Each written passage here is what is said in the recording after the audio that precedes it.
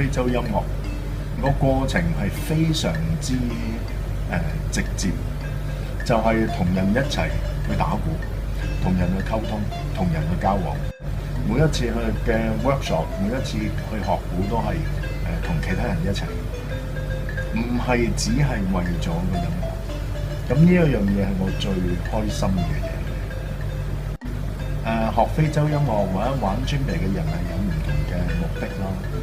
有好多人只係可能為咗學多樣嘢去謀生，咁有啲人只係當係一啲技巧。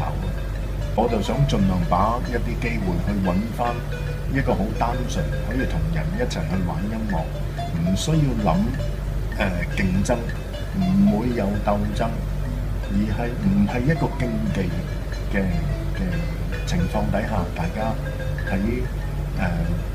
音樂裡面去享受。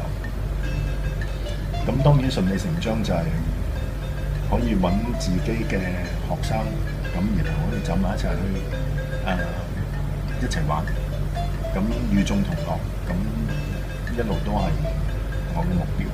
咁當然今次 Seven Concert 就應該係實現得到嘅。